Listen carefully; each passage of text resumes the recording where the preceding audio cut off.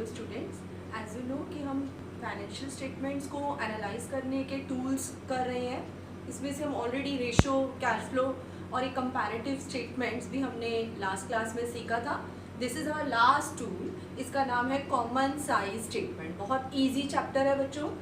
तो देखिए, common size statements, इसमें भी हमने कंपैरेटिव की तरह दो चीज़ें लेनी होती है। एक होती है कॉमन साइज बैलेंस शीट और एक होती है कॉमन साइज इनकम स्टेटमेंट, यानी कि statement of profit and loss. तो कंपैरेटिव में जैसा कि उसका नाम इंडिकेट कर रहा था कि उसमें कंपैरिजन करना होता है करंट ईयर का प्रीवियस ईयर के साथ। तो बच्चों, ये कॉमन साइज स्टेटमेंट है, इसमें बिल्कुल भी कंपैरिजन नहीं करना, ठीक है। कभी भी इंक्रीज डिक्रीज नहीं निकालना। इसका नेम ही चैप्टर का इंडिकेट कर रहा है कि कॉमन साइज, यानी किसी एक चीज को कॉमन लेना है हमने यहाँ पर। अगर हम बैलेंस शीट की बात करेंगे तो जो लायबिलिटी या एसेट का टोटल है उसको कॉमन लेना है, और अगर हम P&L की बात करेंगे तो जो हमारा RFO होता है, रेवेन्यू फ्रॉम ऑपरेशन, उसको कॉमन लें। तो फॉर्मेट समझने से पहले हम ये समझ लेते हैं कि कॉमन साइज स्टेटमेंट हम क्यों निकालते हैं। बैलेंस शीट में जितनी भी आइटम्स हैं, जैसे इक्विटी शेयर कैपिटल है, रिजर्व एंड सरप्लस है, ईच एंड एवरी आइटम का हमारे टोटल ऑफ लायबिलिटी या टोटल ऑफ एसेट के साथ कितनी परसेंटेज निकल रही है, ठीक है। Each and every item total के कंपैरिजन में कितनी परसेंट है, वो जानने के लिए हम कॉमन साइज स्टेटमेंट बनाते हैं। तो क्या कॉमन साइज स्टेटमेंट अगर सिर्फ एक 1 ईयर की हो, मान लीजिए एक ही ईयर है हमारे पास करंट ईयर, तो उसकी बन सकती है? एक ईयर की यस बन सकती है। कंपैरेटिव एक ईयर की बन सकती है? नो। कंपैरिजन करने के लिए दो चीजें तो चाहिए ना। तो कंपैरिजन में दो चीजें चाहिए, current year, previous year. Common size में खाली एक ही साल हो तो भी कॉमन साइज बन सकती है, और 2 अगर गिवन है तो उसकी भी हम यहाँ पर सीखेंगे कैसे कॉमन साइज बनाना है। तो पहले फॉर्मेट में देखिए, हमारे पास यहाँ पर 6 कॉलम है। नंबर 1 कॉलम है पर्टिकुलर्स, नंबर 2 है नोट नंबर जिसको आपने ब्लैंक छोड़ना है। उसके बाद नंबर 3 कॉलम में प्रीवियस ईयर, जैसे कंपैरेटिव में हमेशा पहले प्रीवियस ईयर आएगा देन करंट ईयर आता था, सेम कॉमन साइज में भी पहले हमेशा प्रीवियस ईयर लेना। क्वेश्चन में कंफ्यूज करने के लिए आपको करंट ईयर पहले गिवन होगा, बट आपने उसको पहले ठीक करना है, हमेशा पहले प्रीवियस ईयर लेना है। तो this is our 3rd column, previous year का ये सब अमाउंट आपको क्वेश्चन में गिवन होंगे। 4th कॉलम है आपका करंट ईयर का अमाउंट। उसके बाद परसेंटेज के ये दो कॉलम है, एक प्रीवियस ईयर की परसेंटेज है और एक करंट ईयर की परसेंटेज। ये हमारा 5th कॉलम है और ये हमारा 6th कॉलम। तो टोटल आप देख सकते हैं फॉर्मेट के अकॉर्डिंगली आपको 6 कॉलम बनाने हैं, और ऊपर लिखना है common size balance sheet as at. यहाँ पर क्वेश्चन में ही 2 ईयर्स गिवन है, तो इसलिए हम 2 सालों की बना रहे हैं। हो सकता है किसी क्वेश्चन में 1 ईयर ही हो, तो आपने 1 ईयर की भी कॉमन साइज बना सकते हैं, लेकिन 1 ईयर की कंपैरेटिव कभी नहीं बना सकते। जैसा कि कंपैरेटिव में हम हॉरिजॉन्टली चलते हैं, लेकिन कॉमन साइज में आपको वर्टिकली चलना है। तो ये बहुत मेन डिफरेंस है, इसीलिए कंपैरेटिव स्टेटमेंट को हॉरिजॉन्टल एनालिसिस भी बोलते हैं, वो डायनामिक था, और कॉमन साइज को वर्टिकल एनालिसिस भी बोलते हैं, ये स्टैटिक होता है। इसमें टोटल हमारा मेन है, तो आप पहले से ही ये 4 जगह पर 100 परसेंटेज की कॉलम में लिख सकते हो। ये प्रीवियस ईयर की लायबिलिटी, ये प्रीवियस ईयर की एसेट जो कि हमेशा बराबर होंगी, और ये करंट ईयर की लायबिलिटी और ये करंट ईयर की एसेट जो कि हमेशा बराबर होंगे। तो आपको लायबिलिटी साइड की जितनी भी आइटम्स हैं आपको पहले से ही मालूम है, फिर भी मैं थोड़ा सा पढ़ रही हूँ कि इक्विटी एंड लायबिलिटी में शेयर होल्डर फंड के अंदर share capital, reserve and surplus आता है। जो चीज़ें यहाँ नहीं लिखी उनका अकाउंटिंग ट्रीटमेंट भी इस चैप्टर में नहीं मांगा जाएगा। सेम जैसा हमने कंपैरेटिव में किया था, बिल्कुल सेम है, सिर्फ यहाँ पर इंक्रीज डिक्रीज नहीं निकालना है। कंपैरेटिव में परसेंटेज का 1 कॉलम था, यहाँ पर अगर 2 साल है तो 2 कॉलम होंगे, कभी भी चेंज को नहीं देखना है। तो चलिए अब हम स्टार्ट करते हैं। Suppose share capital previous year में गिवन है 30 लाख और करंट ईयर में गिवन है 40 लाख। तो हम क्योंकि कॉमन साइज कर रहे हैं, कंपैरिजन तो बिल्कुल करना ही नहीं है कि क्या चेंज हुआ, तो इस ईयर का इस ईयर से कोई भी लेना देना नहीं है। और मान लीजिए अभी मैंने सारी आइटम नहीं लिखी है, मान लीजिए हमें सारी लायबिलिटीज का टोटल गिवन है 50 लाख, और यहाँ का टोटल है 60 लाख। तो यहाँ पर हम जितनी भी आइटम्स लिखेंगे ईच एंड एवरी आइटम की परसेंटेज इस टोटल के बेस पर हमें कैलकुलेट करनी। हमें ये चेक करना है कि प्रीवियस ईयर में शेयर कैपिटल प्रीवियस ईयर की इस टोटल लायबिलिटी का कितना परसेंट था, यानी कि इसकी परसेंटेज यहाँ आएगी और इसकी परसेंटेज यहाँ आएगी। तो 30 lakh divided by 50 lakh into 100 करना है। मैं फिर से यहाँ पर लिख रही हूँ 30 लाख शेयर कैपिटल का अमाउंट अपॉन में टोटल 50 लाख और परसेंटेज में कन्वर्ट करने के लिए इंटू 100 करेंगे तो ये 60% आ जाएगा। ऑलरेडी हमने परसेंटेज का सिंबल यहाँ लगाया हुआ है तो बार बार परसेंटेज लिखने की नीड नहीं है। ठीक है, पहले आप प्रीवियस ईयर का सारा खत्म कर सकते हैं, देन आप करंट ईयर पर आ सकते हैं। ऐसी अगली आइटम रिजर्व एंड सरप्लस है, वो प्रीवियस ईयर में है 4 लाख और करंट ईयर में है 6 लाख।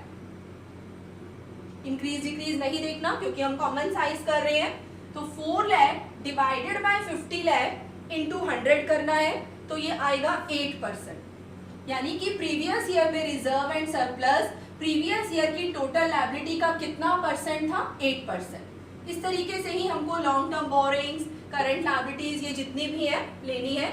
सेम जब हम एसेट पर आएंगे, non current asset, current assets जितनी भी है उसको भी इसी टोटल 50 लाख पर बेस करके आपको परसेंटेज यहाँ निकालना।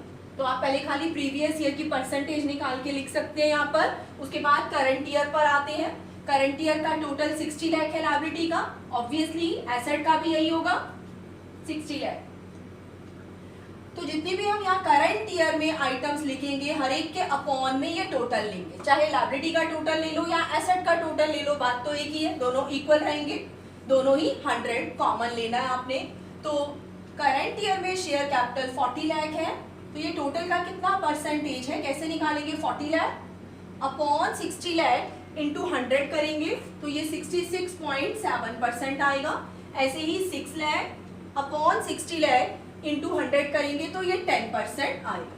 तो इस तरीके से हमको करंट ईयर की सारी यहाँ लिखनी है और प्रीवियस ईयर की सारी हमको यहाँ पर लिखनी है। जैसा लायबिलिटी का करेंगे सेम ही ऐसा एसेट में भी करना। Thank you.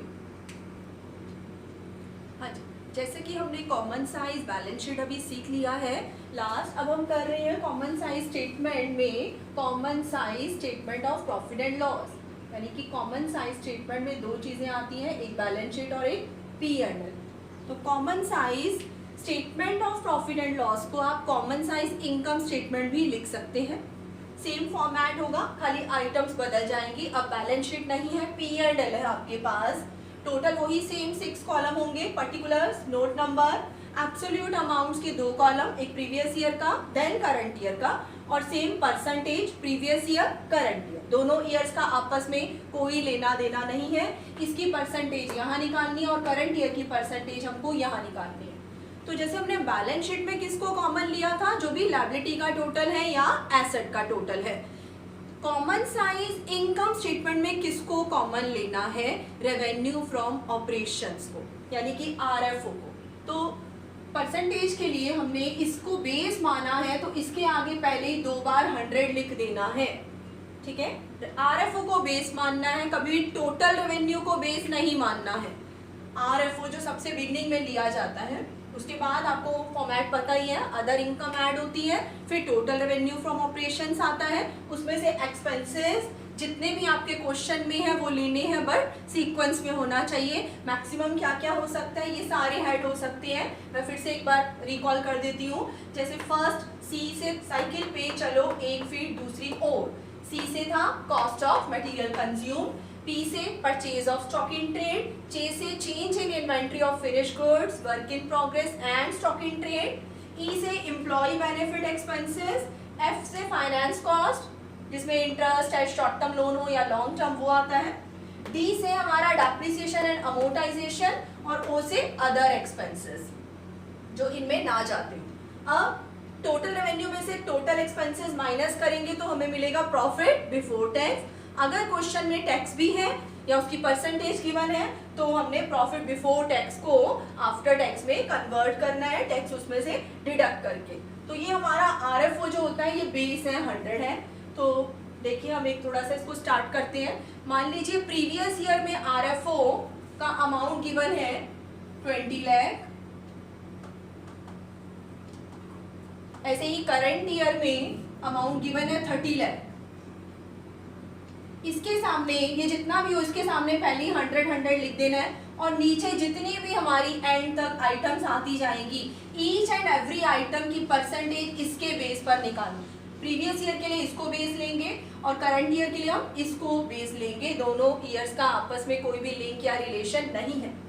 तो मान लीजिए इस क्वेश्चन में अदर इनकम गिवन है प्रीवियस ईयर की 4 लाख, ठीक है, और करंट ईयर की गिवन है 3,60,000।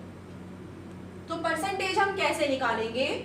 अदर इनकम आरएफओ का कितना परसेंट है, यानी कि 4 लाख अपॉन 20 लाख इंटू 100 करेंगे तो ये आपको 20% मिल जाएगा। ऐसे ही करंट ईयर की भी निकाल सकते हैं, 3,60,000 अपॉन करंट ईयर का आरएफओ इंटू 100 करेंगे तो ये आपको 12% मिल जाएगा। उसके बाद आरएफओ में अदर इनकम ऐड करते हैं तो हमें टोटल रेवेन्यू मिलेगा 1 + 2 करके। This is 24 lakh and this is 33,60,000। तो ये जो हमारा टोटल रेवेन्यू का कॉलम है इसकी परसेंटेज भी निकालनी है। आरएफओ हर एक का बेस है, हर एक के अपॉन में आपने जो भी रेवेन्यू फ्रॉम ऑपरेशंस का अमाउंट है वो लिखना है। तो 24 लाख अपॉन 20 लाख इंटू 100 करेंगे ये 120 आएगा। ऐसे ही 33,60,000 अपॉन 30 लाख करेंगे इंटू 100 तो ये 112 आएगा। इसी तरीके से सारे एक्सपेंसेस के अपॉन में प्रीवियस ईयर के लिए ये लेना है और करंट ईयर के लिए ये लेना है। तो मैं एक एक्सपेंसेस का और बता देती हूँ। मान लीजिए एक्सपेंसेस में कॉस्ट ऑफ मटेरियल कंज्यूम ये गिवन है 10 लाख प्रीवियस ईयर में और करंट ईयर में गिवन है 12 लाख। तो हमें निकालना है कि कॉस्ट ऑफ मटेरियल कंज्यूम उस ईयर की जो सेल है या आरएफओ है उसका कितना परसेंटेज है। तो 10 लाख अपॉन 20 लाख इंटू 100 करेंगे ये 50% आएगा। ऐसे ही करंट ईयर का 12 लाख अपॉन 30 लाख इंटू 100 करेंगे तो ये 40% आएगा। आप पहले प्रीवियस ईयर का भी सारा करके लिख सकते हो, देन करंट ईयर पर आ सकते हो या साथ साथ भी चल सकते हैं। तो इस तरीके से आपको कॉमन साइज स्टेटमेंट्स कंप्लीट